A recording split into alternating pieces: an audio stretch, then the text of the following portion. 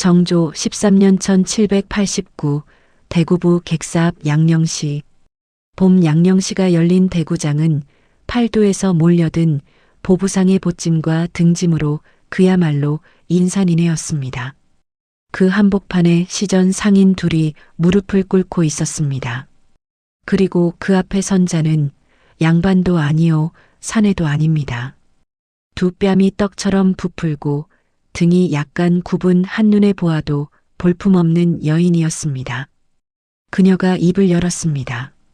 내가 돼지였을 적에 당신네가 내 등을 밟았지요. 대구장을 삼킨 여인. 그녀의 이름은 복남이었습니다. 이것은 종년의 몸뚱이로 태어나 조선 팔도를 뒤흔든 한 하녀의 이야기입니다. 이야기의 시작은 그로부터 16년 전 정조 즉위 초년 1776으로 거슬러 올라갑니다. 대구부 동성로 안쪽 박진사댁. 박진사는 중인 출신으로 진사시에 합격한 뒤 약재 도매업으로 상당한 재산을 일군 사람이었습니다. 대구 양령시가 효종 9년 1658에 처음 열린 이래 이곳은 전국 약재 거래의 중심지. 박진사는 그 양령시를 등에 업고 대구에서 손꼽히는 부자가 되었습니다. 그 집에 하녀가 하나 있었습니다. 이름은 복남. 그런데 이 복남이라는 하녀에게는 한 가지 남다른 것이 있었습니다. 복남이는 태어날 때부터 유달리 체구가 컸습니다. 18살에 이미 장정 하나 몫은 좋게 먹었고 걸을 때마다 마루가 삐걱거렸다고 합니다. 경국대전에 의하면 15세에서 50세 사이 노비 한 명의 몸값은 저와 4천장, 쌀로 치면 20석, 면포로는 40필에 해당했습니다. 말 한 마리가 면포 30에서 40필이었으니 종 한 명의 값은 말 한 마리 값에 불과했습니다. 복남이는 그 말 한 마리 값도 되지 못했습니다. 부엌에서 솥을 들고 물을 깃고 장작을 패는 일을 했지만 집안 식구들은 복남이를 이름으로 부르지 않았습니다. 돼지, 뚱년, 밥통, 그것이 복남이의 이름이었습니다. 그런데 여러분, 이상한 것이 있었습니다. 복남이는 매를 맞아도 울지 않았습니다. 모욕을 당해도 고개를 숙이되 눈은 숙이지 않았습니다. 그 눈이 향한 곳은 늘 같았습니다. 장터, 박진사댁 뒤뜰 담장 너머로 보이는 대구장 5일장의 풍경. 보부상들이 보찜을 풀고 부상들이 등짐을 내려놓고 약재와 포목과 소금과 건어물이 오가는 그 소란스러운 세계. 복남이는 부엉이를 하면서도 귀를 세웠습니다. 장터 쪽에서 들려오는 소리. 오늘 대구장에 당기값이 올랐다. 전주에서 모시가 들어왔다. 경상자도 가명에서 양령시를 앞당긴다더라. 그런 이야기를 복남이는 빠짐없이 주워 들었습니다. 하녀에게 장터의 소리가 무슨 소용이냐고요. 훗날 이 소리가 조선을 뒤집는 무기가 됩니다. 박진사에게는 딸이 둘 있었습니다. 큰딸은 경상 가명 아전의 집으로 시집을 갔고 작은 딸 윤아 씨 하명 순이만이 남아 있었습니다. 윤아 씨는 글을 읽을 줄 아는 조용하고 여린 여인이었습니다. 그리고 이 집에서 유일하게 복남이를 이름으로 부르는 사람이었습니다. 복남아. 부엌에서 밥을 짓던 복남이가 멈칫했습니다. 이것 좀 먹어라. 아버지 진지상에 올린 떡이 남았다. 복남이는 그 떡을 받아들고 한참을 내려다보았다고 합니다. 이 하나의 떡이 16년 뒤 조선 팔도를 뒤흔드는 상단의 첫 번째 씨앗이 됩니다. 그런데 이 평화는 오래가지 못했습니다. 당시 대구장의 약재 거래를 사실상 지배하던 자가 있었습니다. 최주부라는 시전 상인. 본래 관아의 말단 관원이었으나 금난 정권을 등에 업고 대구 양령시의 약재 유통을 독점한 인물입니다. 금난 정권이란 조정이 허가한 시전 상인들에게만 특정 물품을 팔 수 있는 독점권을 부여한 것. 허가 없이 장사하는 난전을 단속할 수 있는 권한이었습니다. 채 주부는 이 권한을 이용해 경쟁자를 하나씩 몰아냈고 박 진사에게도 손을 뻗었습니다. 그 방법은 단순했습니다. 박 진사가 전주와 원주에서 들여온 약재에 난전 딱지를 붙인 것입니다. 박 진사의 약재는 시전을 거치지 않은 불법 거래라는 명목. 박 진사는 항변했으나 관하는 채 주부의 편이었습니다. 정조 4년 1780. 박 진사의 재산은 몰수되었고 집은 빼앗겼습니다. 윤아 씨는 하룻밤 사이에 양반가의 딸에서 거리에 내몰린 몸이 되었습니다. 이때 모두가 도망치는 와중에 윤아 씨의 손을 잡은 사람이 있었습니다. 복남이었습니다. 정조 4년 겨울 대구부 성박 22살의 복남이와 20살의 윤아 씨 두 여자에게 남은 것은 아무것도 없었습니다. 복남이는 노비의 몸, 주인 집이 망하면 관노비로 넘어가거나 다른 양반가에 팔리는 것이 순서였습니다. 그런데 복남이는 도망쳤습니다. 윤아 씨를 데리고. 조선의 법으로 보면 복남이는 도망 노비, 잡히면 곤장 100대에 주인에게 돌아가야 하는 처지. 그런데 복남이는 두려워하지 않았습니다.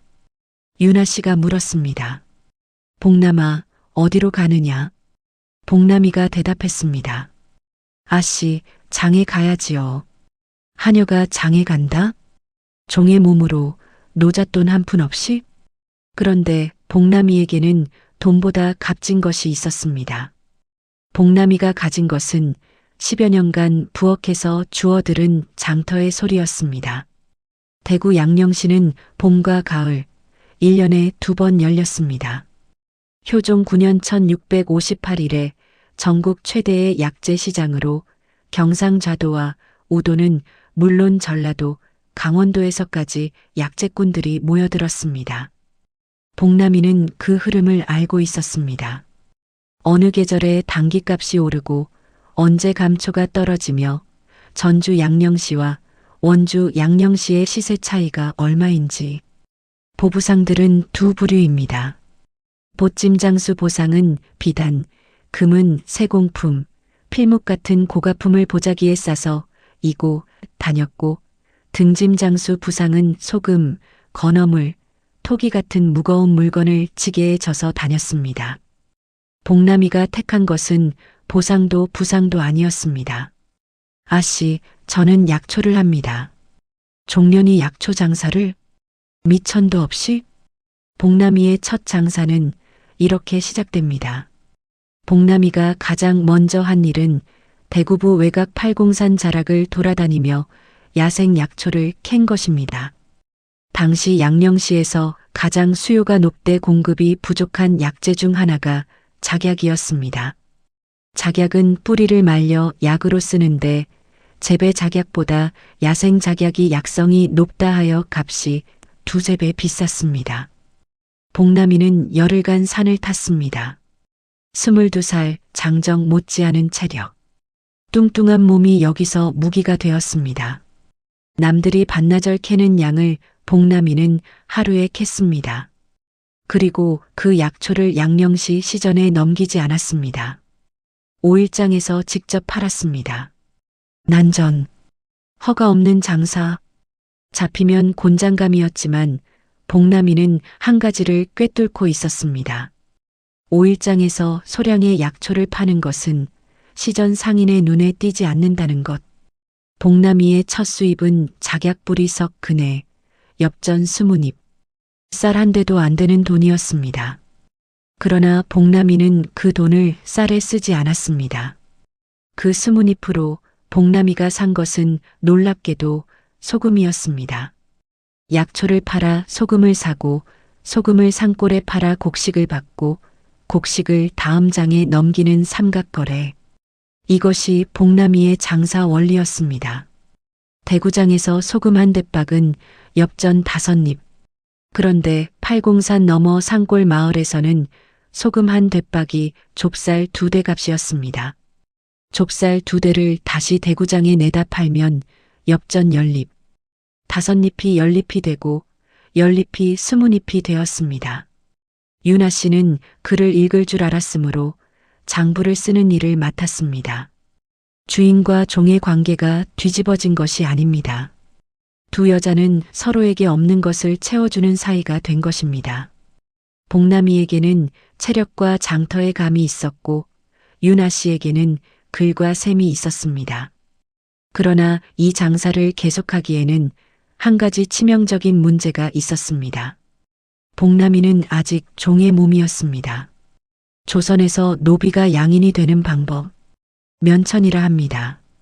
그중 가장 현실적인 길은 납속면천, 국가에 곡식을 바치고 천인 신분을 벗는 것. 영조대에 이르러 이 제도가 활발해졌는데 속량가는 나이에 따라 달랐습니다.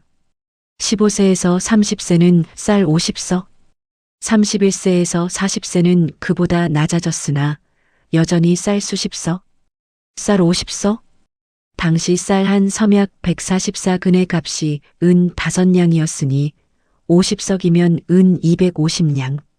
복남이가 약초와 소금 장사로 하루에 벌 수 있는 돈은 고작 엽전 15에서 20잎. 이 돈으로 50석을 모으려면 10년이 넘게 걸릴 판이었습니다.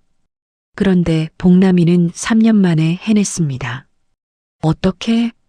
비결은 보부상 조직에 있었습니다. 당시 보부상은 개인이 아니라 조직으로 움직였습니다. 보상과 부상은 각각 단체를 이루어 장시를 돌며 물건을 유통했습니다. 이 조직에 들어가려면 기존 보부상의 추천이 있어야 했고 여성이 가입하는 것은 사실상 전례가 없었습니다. 그런데 복남이는 보부상에게 필요한 것을 알고 있었습니다. 약재. 보부상 중 약재를 취급하는 부류가 있었는데 이들은 약의 약성을 정확히 아는 사람이 드물었습니다.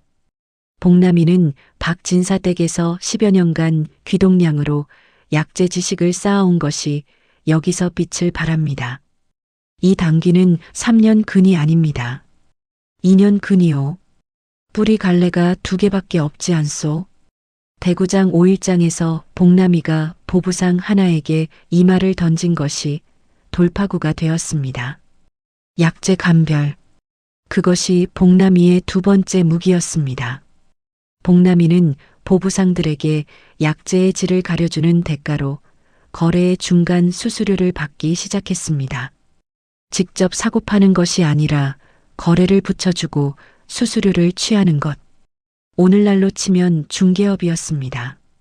이 방식은 미천이 거의 들지 않았습니다. 그리고 금난 정권에도 걸리지 않았습니다. 복남이 자신이 시전에서 물건을 파는 것이 아니라 보부상들의 거래를 도와주는 것이었으니까요. 수입은 기하급수적으로 늘었습니다. 석 달 만에 복남이의 수입은 약초 장사 때의 10배가 되었습니다.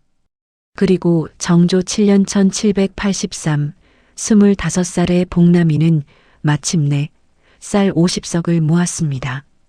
관아에 50석을 바치고 면천을 받는 날, 복남이는 생전 처음 성을 가지게 됩니다. 조선에서 노비가 면천할 때 주인의 성을 따르는 경우가 많았습니다. 복남이가 택한 성은 박진사댁의 성이었습니다. 박복남, 윤아 씨가 물었습니다. 왜 하필 우리 집 성이냐? 복남이가 대답했습니다. 아씨가 떡 하나를 주셨기 때문이요. 윤아 씨는 아무 말도 하지 못했습니다. 그런데 면천은 끝이 아니었습니다. 양인이 된 복남이의 눈은 이미 대구장 너머를 보고 있었습니다. 면천 후 복남이가 가장 먼저 한 일은 사람을 모은 것입니다. 보부상 조직에서 신뢰를 쌓은 복남이는 자신을 따르는 짐꾼 5명을 규합했습니다. 이들은 모두 보부상 하층, 남들이 기피하는 상간 지역 장시를 도는 사람들이었습니다. 복남이는 이들에게 새로운 길을 제안했습니다. 대구장에서 약재를 사서 전주로 가자. 전주 양령시에서는 대구 약재가 2배로 팔린다. 대구 양령시는 봄가을에 열렸지만 전주 양령시는 시기가 약간 달랐습니다. 이 시차를 이용해 한쪽에서 싸게 사서 다른 쪽에서 비싸게 파는 것. 보부상이라면 누구나 알고 있었지만 실제로 실행하려면 미천과 조직력이 필요했습니다. 복남이에게는 이제 둘 다 있었습니다. 윤아 씨가 장부를, 복남이가 현장을, 짐꾼 5이 운송을 맡았습니다. 이것이 훗날 대구장을 삼키게 되는 상단의 시작이었습니다. 그리고 여기서 최 주부가 다시 등장합니다. 이번에는 복남이의 앞에 정조 8년 1784에서 12년 1788까지 4년간 복남이의 상단은 빠르게 성장했습니다. 대구에서 전주, 전주에서 원주, 세 곳의 양령시를 잇는 삼각 유통망을 구축한 것입니다. 양령시란 효종 9년에 경상도 대구, 전라도 전주, 강원도 원주에 설치된 국가 약재 시장. 복남이는 이 세 시장의 시세 차이와 개시 시기의 차이를 정확히 꿰뚫고 있었습니다. 상단의 규모는 짐꾼 5에서 보부상 20여 명으로 늘어났습니다. 당연히 최 주부의 눈에 띄었습니다. 최 주부가 먼저 한 것은 복남이의 과거를 캐는 일이었습니다. 그 뚱녀가 박진사댁 종년이 아니었느냐? 도망 노비를 찾아라. 그러나 복남이는 이미 면천한 몸, 납속면천의 증서가 관하에 있었습니다. 최 주부는 다른 수를 썼습니다. 금난 정권. 복남이의 상단은 시전을 거치지 않은 난전이다. 단속하라. 이것은 박진사를 몰락시킨 것과 똑같은 수법이었습니다. 그런데 복남이는 박진사가 아니었습니다. 복남이가 최 주부의 금난 정권 공세에 대응한 방법은 이 이야기에서 가장 놀라운 대목입니다. 복남이는 약재를 직접 팔지 않았습니다. 약재를 가공한 것입니다. 당시 금난 정권이 적용되는 것은 원물, 즉 가공하지 않은 원래의 약재였습니다. 당기면 당귀, 감초면 감초 그 자체를 파는 것은 시전의 독점 영역. 그런데 복남이는 약재를 가라가루로 만들고 여러 약재를 배합하여 환으로 빚어 팔기 시작했습니다. 이것은 약재가 아니라 약이었습니다. 약을 파는 것은 약재를 파는 것과 법적으로 달랐습니다. 물론 이 해석이 관아에서 먹히려면 뒷받침이 필요했습니다. 여기서 윤아 씨의 역할이 빛을 발합니다. 윤아 씨는 그를 아는 여인, 아버지 박진사의 약재 사업을 곁에서 보며 법령과 관례에 대한 이해가 있었습니다. 윤아 씨는 관아에 올릴 글을 직접 써서 가공 약재는 금난 정권의 적용 대상이 아니라는 논리를 전개했습니다. 관아는 이를 받아들였습니다. 최 주부는 이를 갈았지만 복남이의 상단을 막을 법적 근거가 사라진 것입니다. 최 주부가 복남이를 무너뜨리지 못한 이유, 그것은 복남이가 강했기 때문이 아닙니다.